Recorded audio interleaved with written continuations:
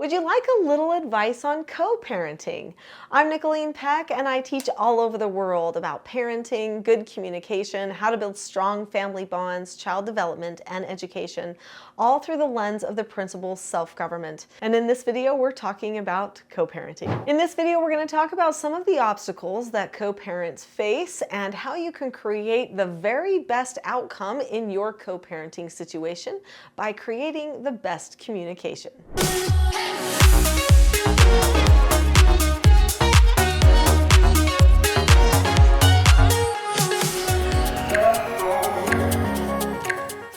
Children absolutely thrive on consistency, and when a couple breaks up and now there's going to be two homes, sometimes it's the consistency that suffers the very most, and that lack of structure can actually create detrimental effects for the children.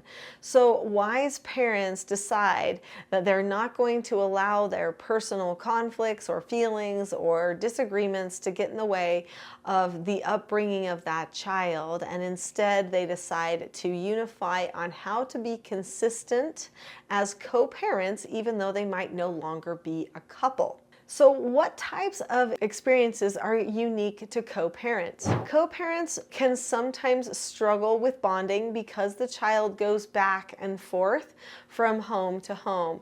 Sometimes the co-parents have a tendency to try to get competitive with each other. This puts the child in the middle of an emotional battle. If you can resist that, please do, because it is not good for your child to feel like they're having to choose between who their favorite parent is. We want to be emotionally mature, which means we want to acknowledge that the child needs to have proper belonging and attachment from both of their parents, no matter if the parents are living together or if they are separated. So everyone in a family dynamic, whether the mother and father are still in an active couple relationship or whether they're divorced, separated, and just co-parenting at this point, still carry similar roles. And so this is what makes it very difficult to feel like you can get that really good, steady feeling of unity, even though you're not living together. So there is a role of a father in a child's life and a role of a mother in a child's life. And because of those unique roles that those children have, or that those characters have in the life of the child actually learns different things from each of them. And oftentimes the mother and father will react with each other in certain ways, which also impacts the child. When you're in a co-parenting situation, sometimes the communication is very limited between mother and father about the child with each other, which makes the child almost feel like they have this role where they have to try to keep the peace with everybody. They put a lot more pressure on themselves and sometimes take on a role that would not be very healthy for them developmentally. Now, this is just the logistics of co-parenting, and it can be very difficult. Sometimes also with co-parenting, there's other people that come into the parenting situation. There might be boyfriends, girlfriends, step parents that suddenly are coming in. There might be families blending together, grandparents that are participating. So suddenly the influences of the child who might have a more significant impact are suddenly now increasing in number. This makes it a little bit more difficult on the child. It also makes it difficult on the parents to actually have some consistency. So let's talk about that consistency and what you can do in an ideal situation. Now, I know not everyone's situation is ideal, but if you can figure out how, if it's even possible at all in your co-parenting situation, to just don't take any behavior of that other person personally, because I know not everybody gets along after a divorce or something. Hopefully you've decided we're going to get along, we're going to talk, maybe even see each other from time to time so that we're all together as a family unit, even though we're not going to be married to each other anymore. Hopefully you can do that. If you can't, that's understandable. I know there are some situations with abuse and just maybe narcissistic spouses, things like that, that can be very difficult for couples to get to that ideal situation. In the ideal co-parenting situation, the mother and the father would still maintain the same type of parenting. Maybe not the same that they had before, because maybe it wasn't working, but they might both decide to take, say, the TSG parenting course. They would learn all of the skills of self-government self-government so that they would learn how to be calm, they would help their children learn how to be calm.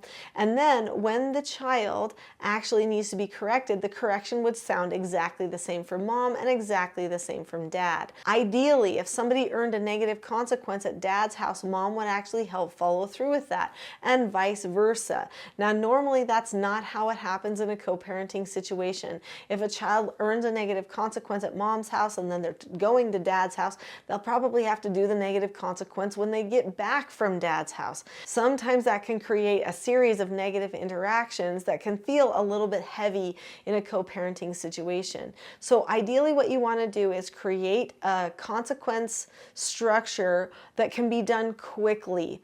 I actually have an app, it's called the Teaching Self-Government app, where there are like 400 chores that you can choose from for extra chores if somebody earns a negative consequence. Some of those chores might be something like, hey, for your extra chore, I need you to tell me the steps to disagreeing appropriately. That can happen on a car ride over to dad's house for the weekend home visit. And so then they don't have to come home to a negative consequence that they can't even exactly remember why they earned it.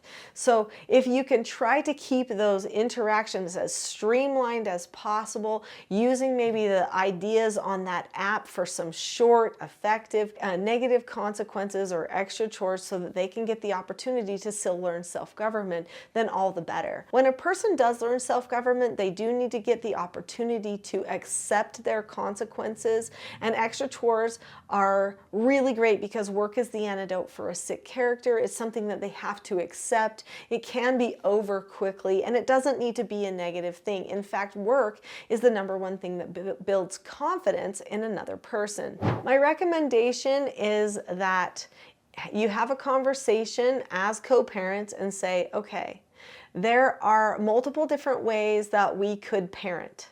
Let's evaluate that and decide what we want to do. I actually have a book called Popular Parenting Methods. If you read that book or listen to the audiobook of Popular Parenting Methods and then discuss, you should have an idea of what parenting methods you could choose between. Then after that, you could make a decision on what you'd like to do. Ideally, you pick traditional strict parenting because that's going to be principled and non-manipulative. If you pick traditional strict parenting, the next thing you'll want to do is probably start learning some of the principles and skills of self-government so that you can have a unified language and understanding of good communication, even if you happen to not be living together at the same place.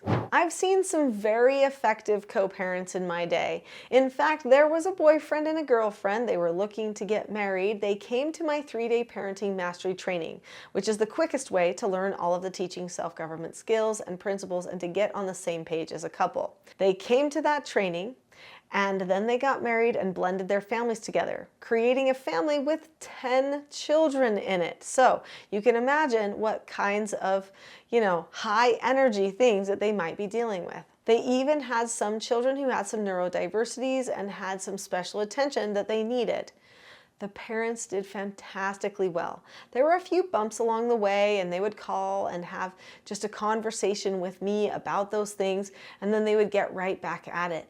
But those skills and principles of self-government laid the foundation that they needed to blend that family together beautifully. And it even turned out that one of the co-parents, the spouse of the wife that was coming into this marriage, decided that he would actually learn the skills too because he saw that they were effective and the children told him about them. Sometimes we underestimate what that co-parent might be willing to do. Just throw it out there. See if they'll do it and teach it to your children too so that they have buy-in with their relationship with you. Maybe they'll even suggest it to their other parent as well. So as a special gift for you, I have a Calm Parenting Toolkit. This is going to help you with your calmness as you're going through these changes in your parenting. It's on my website, which is also where you can find all of my other courses and trainings. But this particular free training, which is an introductory training about calmness, is called the Calm Parenting Toolkit. So go to teachingselfgovernment.com today and get the Calm Parenting Toolkit, 10 Tools for Calmness, for free.